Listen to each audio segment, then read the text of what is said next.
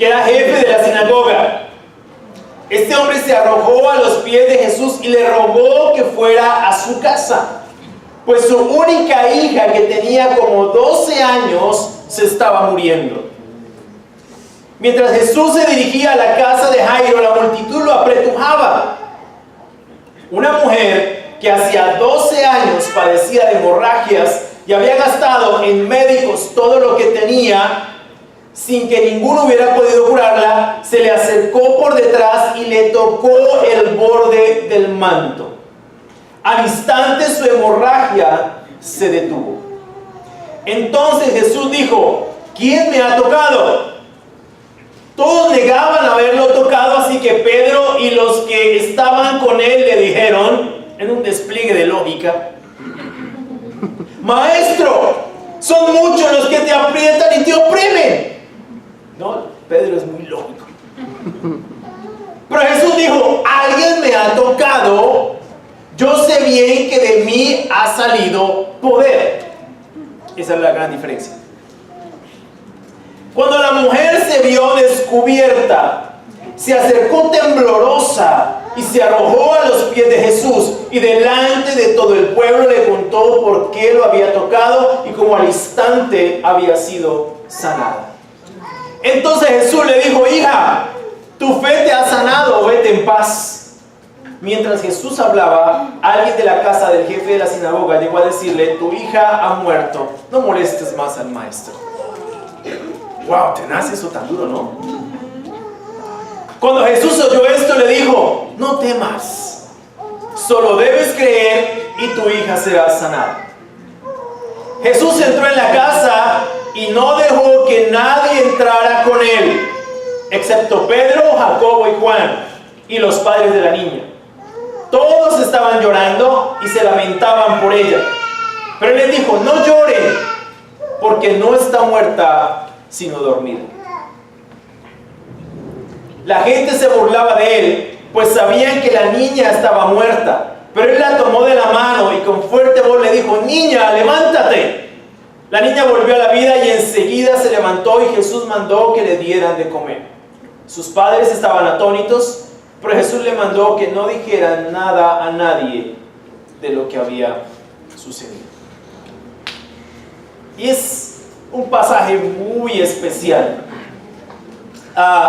Nuevamente yo puedo apreciar, preparando ese sermón, preparando y leyendo estas escrituras, puedo apreciar la compasión de Jesús. Nuevamente, con dos situaciones bastante difíciles. Y Lucas nos narra aquí en esta parte de su evangelio dos eventos que esencialmente están vinculados a la fe. Una fe que sanó dos vidas. Y el texto de Lucas, que vamos a estudiar el día de hoy, está estructurado en dos bloques, con dos situaciones completamente distintas, pero con un solo tema esencial. ¿Cuál? La fe. Ahora, vamos a estudiar el primero. Yo decidí estudiarlo no de la manera que lo desarrolla Lucas, sino por evento. Entonces vamos a estudiar el primer evento, que tiene que ver con la sanación de la hija de Jairo. Y luego vamos a estudiar el tema o la situación que tiene relación con la mujer que fue sanada del flujo de sangre. Entonces, el primer punto de mi sermón son dos puntos. Y el primero tiene que ver con lo que Jesús le dice a Jairo: no tengas miedo, cree nada más. Lucas nos narra que Jesús regresó después de haber curado al endemoniado gadareno. Y la gente estaba alegre de verlo, pues todos estaban esperándolo. El impacto que producía Jesús en la gente era impresionante. Había un anhelo por verlo. Había alegría en verlo. Era increíble poder, yo cuando leía esto yo decía: bueno, qué especial haber podido compartir ese tiempo con él, estando con él, ver la alegría de la gente al verlo, ver a sus discípulos. Yo creo que haber caminado con Jesús en esa época tuvo que haber sido algo supremamente especial. En ese momento, según Lucas, llega un hombre llamado Jairo, que era jefe de la sinagoga. Este hombre, miren la actitud, este hombre, y noten eso porque lo vamos a necesitar. Este hombre se arrojó a los pies de Jesús y le rogaba que lo acompañara, pues su única hija, ojo con lo que establece Lucas aquí, su única hija de 12 años estaba muriendo. La situación para este padre de familia era angustiante. Yo me puse en el lugar de Jairo. Cuando nuestros hijos se enferman, cuando nuestros hijos están pasando por tiempos difíciles, es angustiante. Porque son nuestros hijos, son nuestra carne, son nuestra sangre, es muy duro. Y este padre llegó angustiado. Yo no sé si cuando leemos este texto logramos detenernos y mirar, oye, este papá estaba desesperado. Arrojarte de la manera que lo hizo Jairo a los pies de Jesús. Se arrojó en un ruego. Cuando tú aprecias eso, tú dices, este hombre realmente estaba desesperado. No era un juego. No era que su hijo tenía una gripa. Estaba muriendo.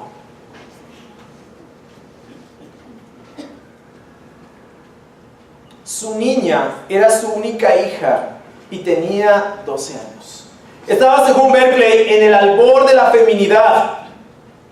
Los chicos en esta área de Palestina se desarrollaban con mayor rapidez que en cualquier otra parte del mundo. Aún a esa edad podían casarse.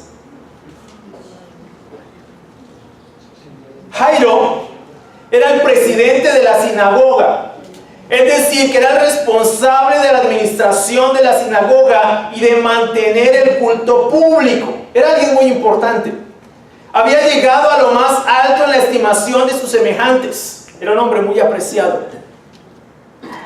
Sin duda tenía una posición desahogada. Parecía como si la vida, como sucede a veces, le hubiera dado generosamente muchas cosas, pero ahora estuviera a punto de quitarle la más preciosa de todas, su hija.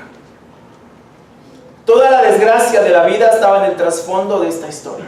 Por eso él llegó de la manera que llegó a los pies de Jesús. Era realmente una situación muy difícil.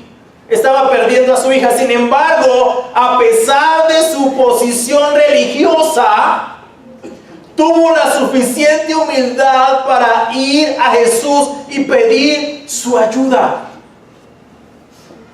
Cuando en esa época todas las sinagogas prácticamente estaban cerrando las puertas a Jesús. Cuando los rabinos más prestigiosos de la época estaban completamente en contra de las enseñanzas de Jesús. Jesús estaba revolucionando la vida espiritual de Palestina, y eso no siempre fue del agrado de muchos de sus contemporáneos rabinos. Era considerado un rabino impuro porque se asociaba con mujeres, con prostitutas, con leprosos, con pecadores, con cobradores de impuestos. No era un rabino convencional.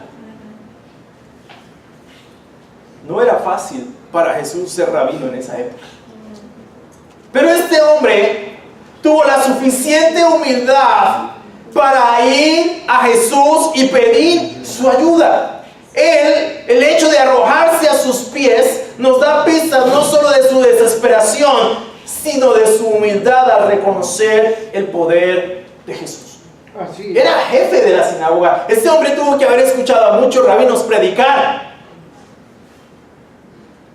Solamente coloquémonos en el contexto. No era un neófito. No era un ignorante. Era un hombre que conocía la fe.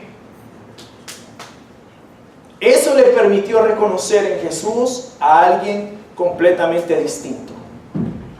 Un hombre lo suficientemente poderoso para sanar a su hija. En un momento en el que ha sanado a la mujer con flujo de sangre, que lo vamos a ver más adelante, se presenta alguien de la casa de Jairo. y le informa que su hija ha muerto y que no moleste más al maestro. Imagínate la indolencia de este tipo. Ya se murió, déjelo tranquilo que ya murió. Es como una frialdad, una falta de compasión.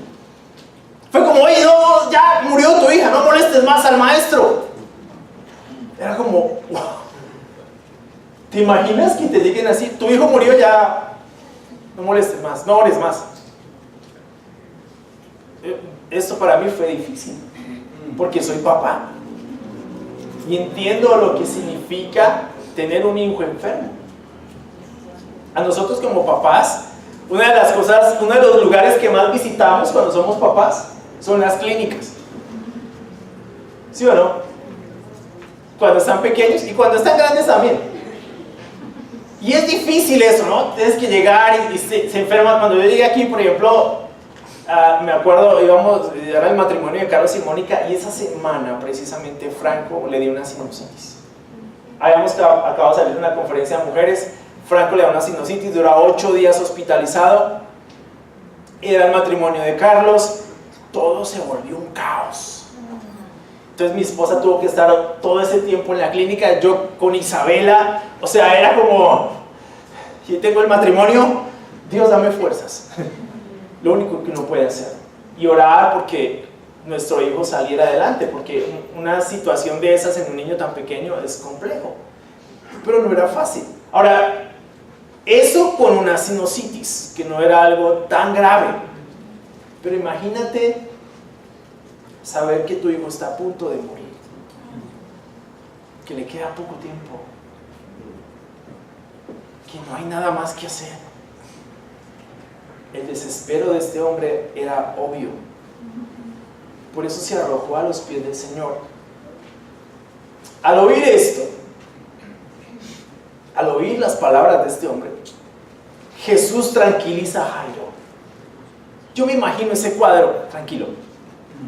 Y le dice, no tengas miedo. Cree nada más y ella será sanada. Qué bueno tener a alguien como Jesús en momentos así. Tranquilo, tranquilo. Cree nada más y tu hija será sanada. ¡Qué compasión! Yo creo que le puso la mano en su hombro y tranquilo, cree nada más, vamos. Y no se trataba de una fe ciega, como muchos promulgan hoy. Se trataba de una fe que podía descansar en las palabras de Jesús. Pero más allá de eso, se trataba de una promesa respaldada por el carácter de Jesús. Así que la fe de Jairo debía descansar explícitamente en eso. Es decir, no cualquiera le dijo tranquilo. Esas palabras no solamente eran palabras, no solamente eran promesas, la respaldaba algo muy profundo, muy relevante. ¿Qué? El carácter de Jesús. Una cosa es una promesa, pero otra cosa es quien hace la promesa. Son dos cosas muy distintas. Y la fe de Jairo descansó en el carácter de Jesús. ¿Quién era Jesús en ese momento? ¿Quién le decía, tranquilo, no temas, tu hija va a ser sanada, cree nada más? El carácter de Jesús. Una fe que se traduce indiscutiblemente en fidelidad y confianza. La fe no es algo etéreo, no es un gas, no es algo nebuloso, es algo consistente. La fe nuestra, la fe del cristianismo, descansa en el carácter de una persona, Cristo. Y obedece no tanto a una especie de intelectualidad de la fe, sino a confianza y a fidelidad. La semántica de la palabra traduce eso: confianza, fidelidad. De hecho, en Hebreos 11:6, quiero que lo leamos, marquemos ahí y vamos a Hebreos 11:6.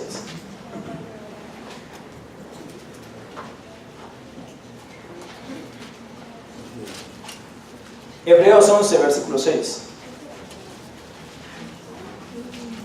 que es todo la galería de hombres de fe.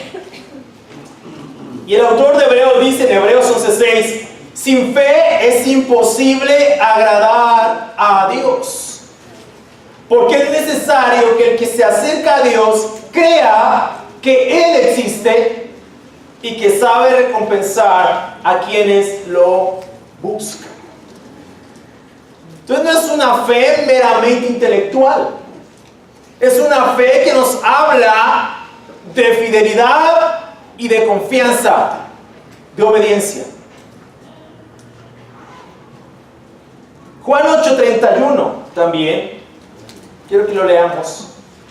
Vamos a leer dos pasajes más que hablan de eso, lo que estamos discutiendo aquí. Juan 8:31. Entonces Jesús dijo a los judíos que habían creído en Él: si ustedes permanecen en mi palabra, serán verdaderamente mis discípulos y conocerán la verdad, y la verdad los hará libres. A los judíos que habían creído en Él, ¿verdad? ¿Qué les dice? Si se mantienen fieles a mis palabras, serán realmente mis discípulos y conocerán la verdad, y la verdad los hará libres.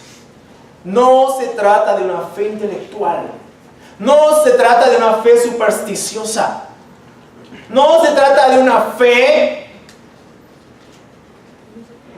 fetichista, de una fe que confía en amuletos. Se trata de una fe que descansa en el carácter de una persona, de Cristo. Ese es el respaldo para nuestra fe. También vamos a Santiago 2:14.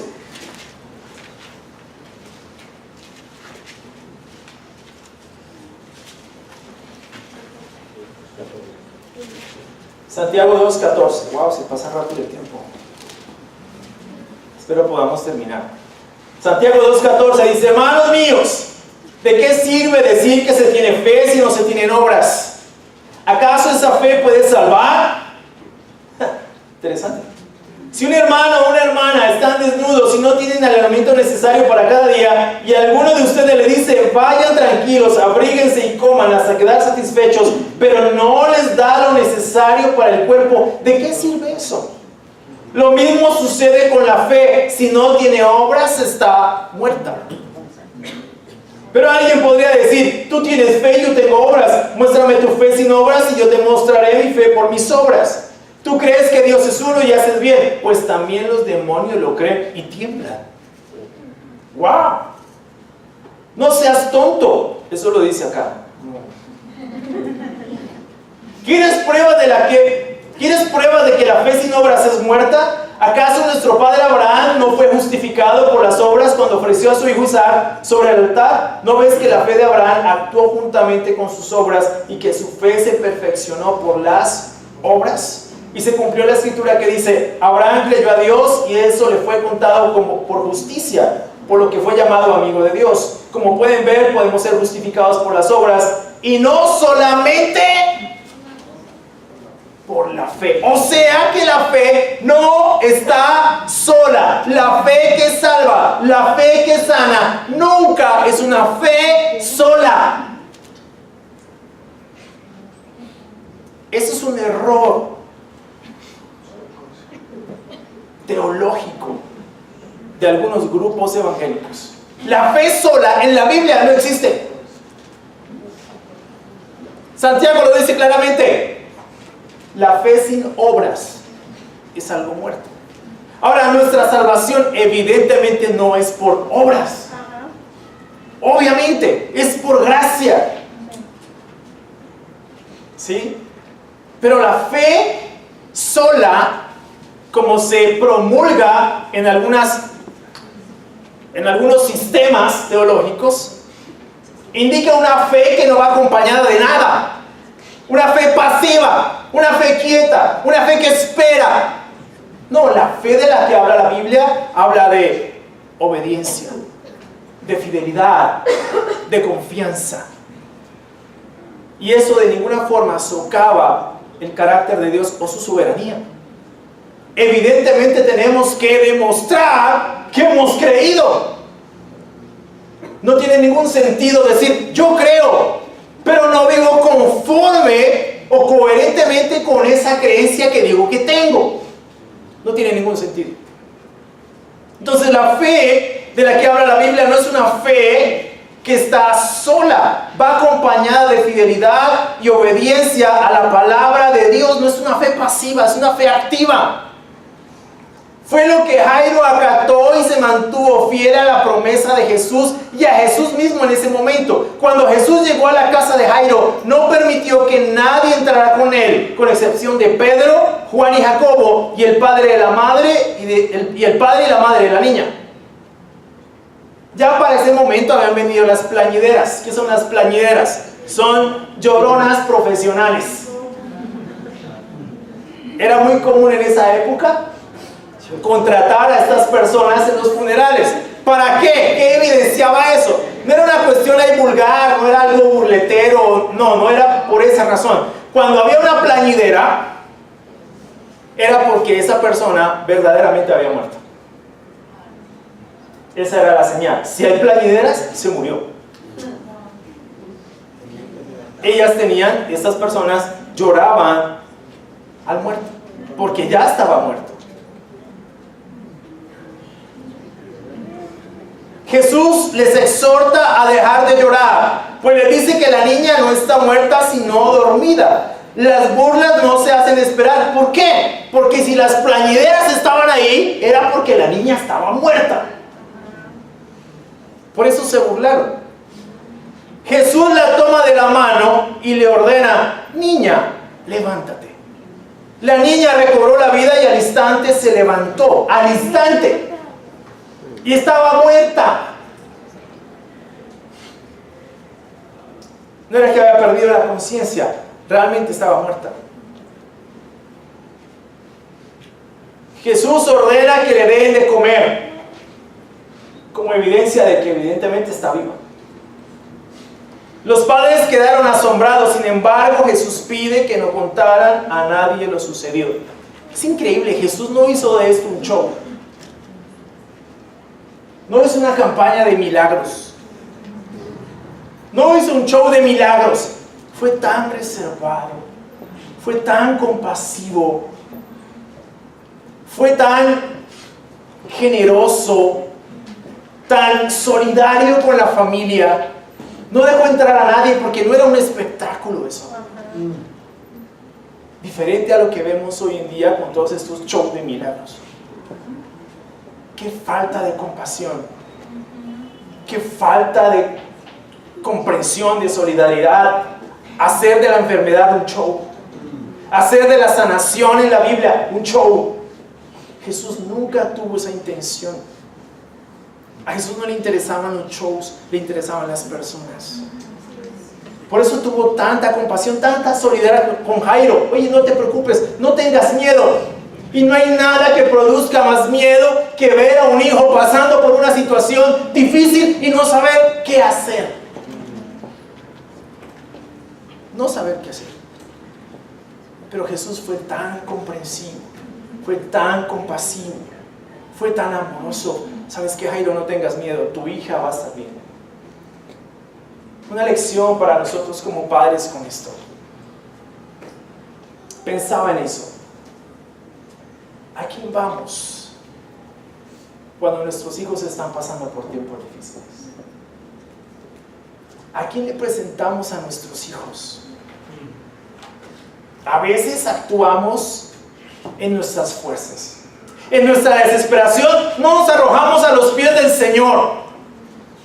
Acudimos a otras instancias. Pero ¿cuánto estamos orando por nuestros hijos, por ejemplo? ¿Cuánto estamos luchando de rodillas? Señor, mi hijo está mal, ayúdame. Pero buscamos esa tranquilidad y esa seguridad y esa confianza en lugares en donde no está.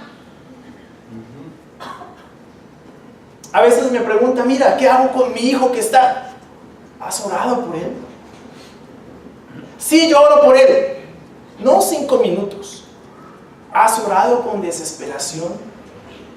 ¿Te has arrojado a los pies del Señor y le has rogado y has luchado por él en oración? Porque ¿sabes qué? A quien más le interesan tus hijos es a Dios. Créeme, Dios es Padre. Él entiende tu situación, entiende mi situación, entiende la situación en la que están nuestros hijos.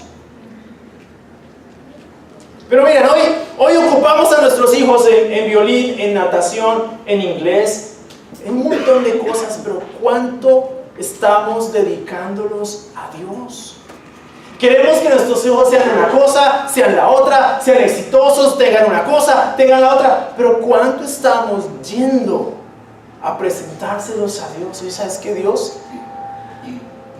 Te quiero orar por el esposo de mi hija, porque es un hombre que te ame, porque es un hombre que le dé una buena vida, porque es un hombre que la lleve a ti. Te oro por mi hijo, por su esposa. ¿Cuánto tiempo estamos utilizando en nuestras oraciones para llevarlos a ellos a Jesús? ¿Sabes? Ni el psicólogo, ni el pastor de la iglesia, ni el consejero profesional tienen la solución. El mejor psicólogo para tus hijos eres tú. Lo que tú no hagas por ellos, nadie más lo va a hacer. Nadie más. Llévalos a Dios. De verdad, creo que una lección para nosotros es esta de Jairo. Este hombre se arrojó a los pies de Jesús. ¿Sabes qué, Jesús? Mi hija se está muriendo. Hasta que lleguemos a encontrar paz en nuestro clamor a Él. Estoy tranquilo. Mi hijo está en sus manos, mi hija está en sus manos. ¿Sí me explicó? Creo que tenemos que pensar más de esa manera. A veces actuamos demasiado conforme a la cultura, conforme al pensamiento moderno. Hay unas ideas muy raras hoy en día con respecto a la creencia de los hijos. Unas ideas exageradamente liberales, que estamos retornando nuevamente al ortodoxo. Por eso yo soy conservador. A mí me acusan de ser conservador y me gusta ser conservador. ¿Sabes por qué? Porque todo este liberalismo va a retornar de nuevo aquí. Ya dimos la vuelta. A nuestros hijos no hay que decirles no, es que eso es muy negativo, no sé qué, mamá. Ya dimos la vuelta, llegamos, nuestros chinos se volvieron emperadorcitos. Ay, güey, mamá, no era por ahí. Devolvámonos. ¿Verdad? Ahora los niños, por ejemplo, exigen. Yo quiero tal cosa. No hay plata, no sé. Están sentados en un trono. Y los papás no pueden decir nada. Porque donde el papá diga algo, el pelado se le vuelve un problema, ¿no? Uno ve a esas pobres mamás en los centros comerciales pujando con estos chicos. Quito. Eso, les digo, déjenme los 5 minutos. Y yo se lo entrego tranquilo. Y no porque le vaya a hacer algo, pero creo que sí se necesita ser un poquito más estricto con nuestros hijos. Ese decirle no a nuestros hijos es necesario para ellos. Ellos tienen que aprender a reconocer el valor de las cosas, no que todas las obtienen cuando dicen quiero tal cosa y les llegó. A veces decirles no es ayudarles a entender que las cosas no solamente tienen un precio, sino que tienen un valor y que hay que esforzarse por las cosas.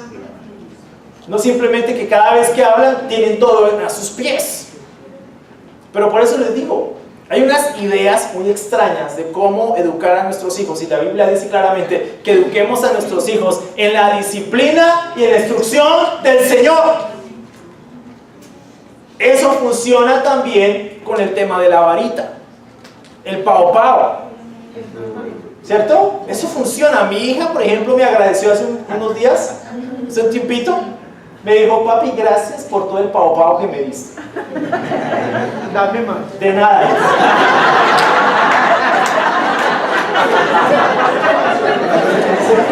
Te metiste en un problema, Elizabeth. Lo tienes que resolver tú, no yo.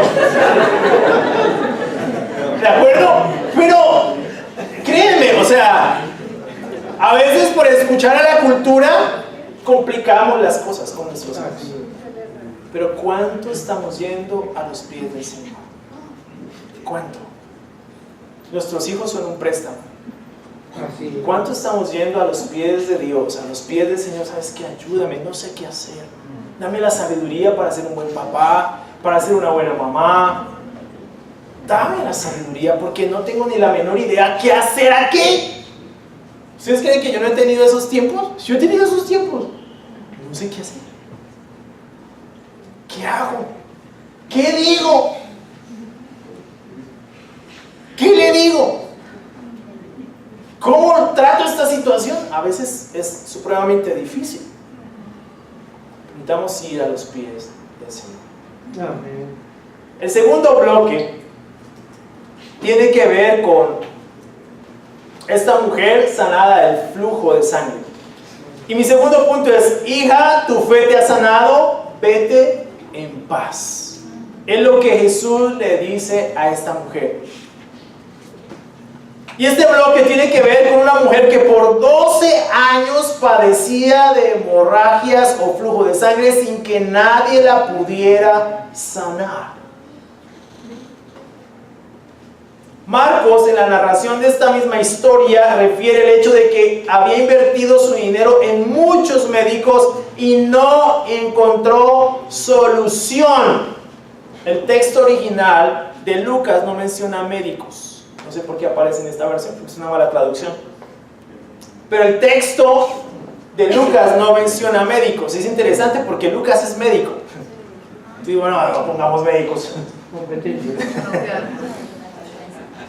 Ellos son celosos con su profesión. Ella se acercó, ojo cómo se acercó, ella se acercó por detrás y le tocó el borde del manto y al instante cesó la hemorragia. Yo siempre me preguntaba por qué esta mujer hizo algo así. ¿Por qué se acercó por detrás?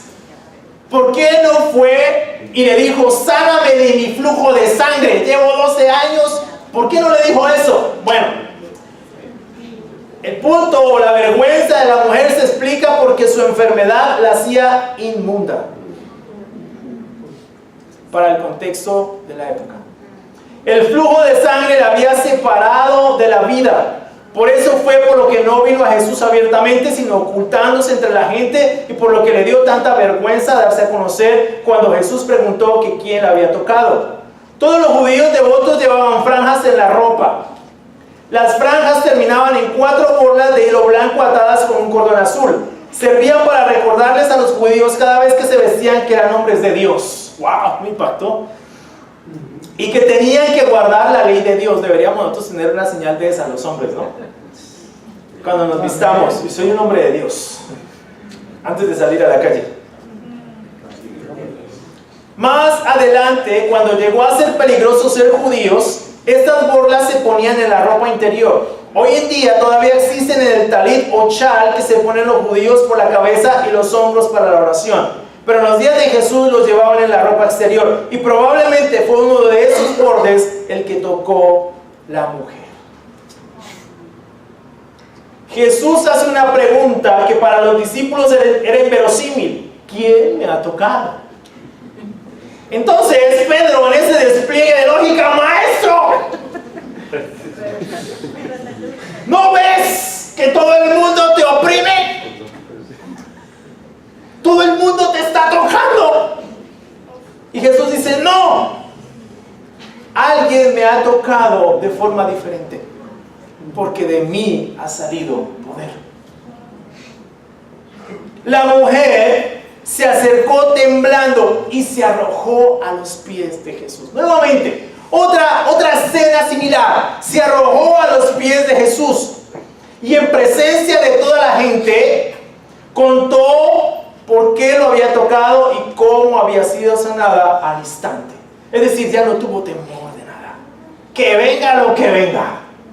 No le importó que escucharan que tenía flujo de sangre. Porque estoy seguro que cuando ella dijo eso, todo el mundo se corrió hacia atrás. Porque así, ese era el prejuicio que guardaba ese tipo de cosas. A lo que Jesús responde de una forma tan cariñosa, tan especial: hija, tu fe te ha sanado, vete en paz. ¡Oh! ¡Dios mío! ¡Qué compasión! Pero eso le valió problemas a Jesús. Pero qué compasión, qué amor, qué amabilidad, qué delicadeza la de nuestro Maestro. ¡Qué cariño! Tranquila, tu fe te ha sanado, vete en paz. Nuevamente, la fe de la mujer no era una fe sola. Era una fe cuyo centro fue Jesús. Su fe estaba permeada por su tímida confianza, pero al final confianza.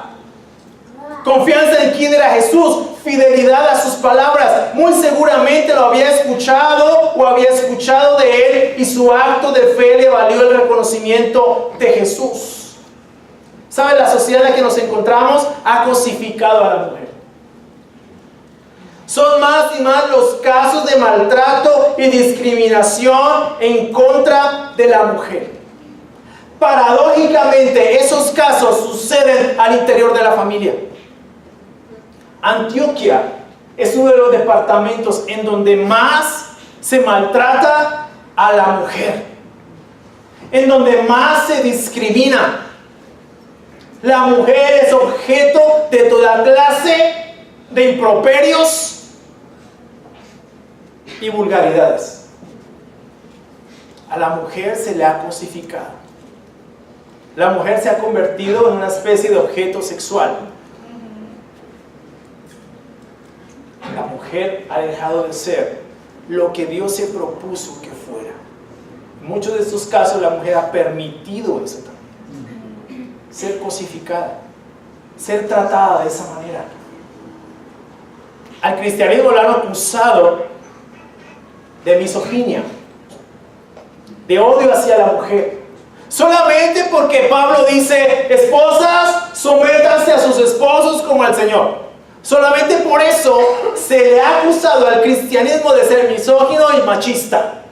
Pero nada más apartado de la realidad cuando tú ves cosas como estas.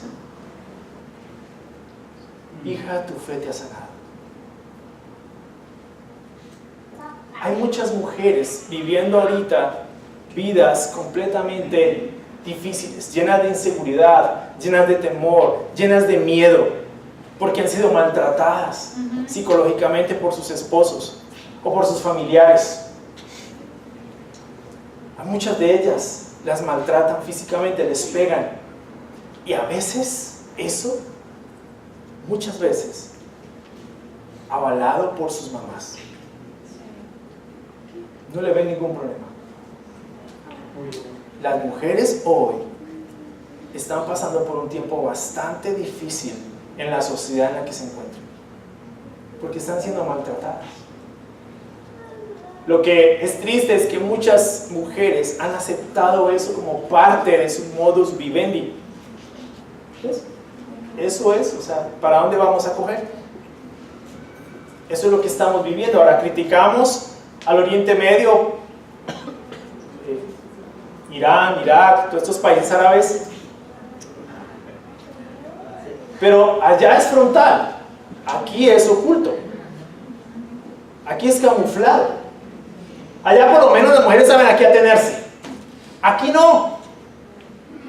Aquí no saben a qué se atienen o a qué se someten. Si me caso con este señor, ¿qué pasará de mi vida? ¿Qué será? ¿Será que sí me va a llevar hasta el final? ¿O simplemente me va a tener por un tiempo?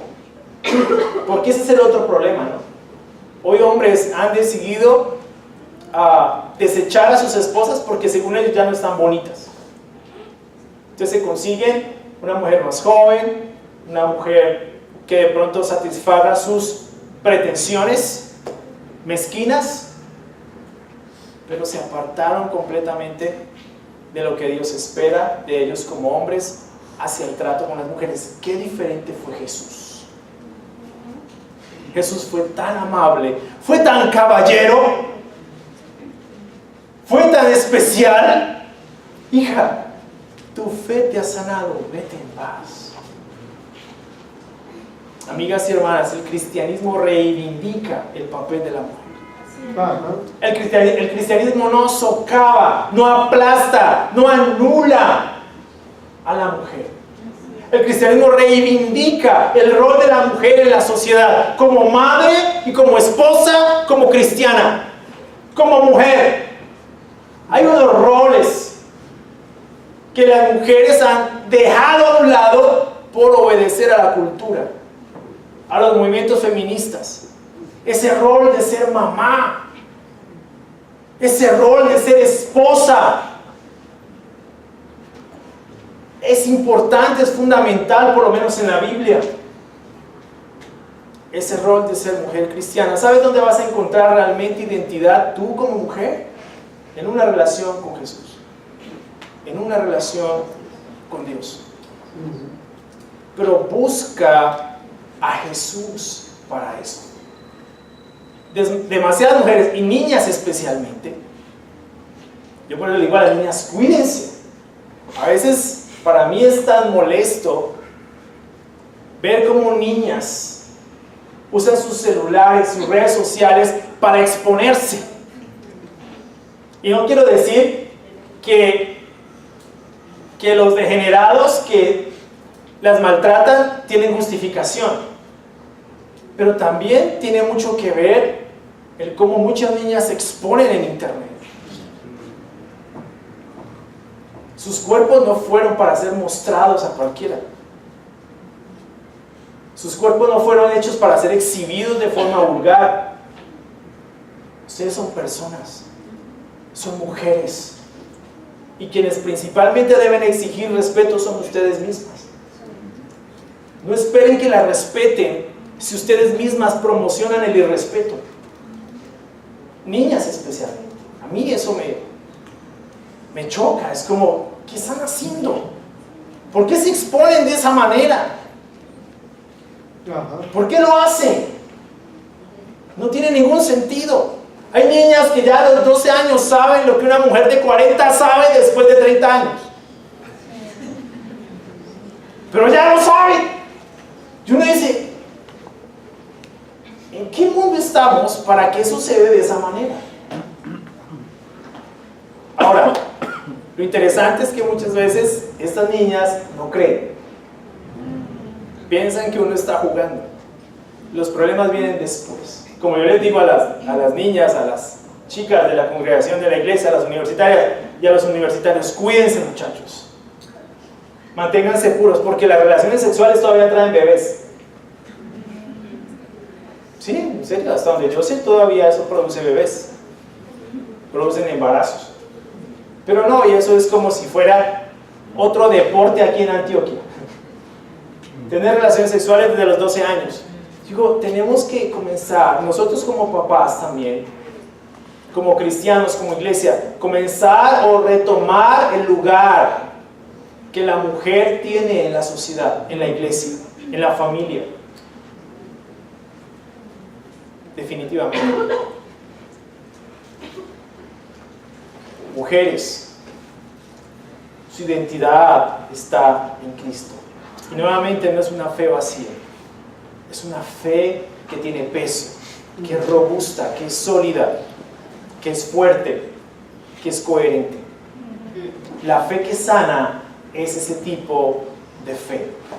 Una fe que descansa en el carácter de una persona, una fe que descansa en el carácter de Jesús. Muchas gracias, muy amables.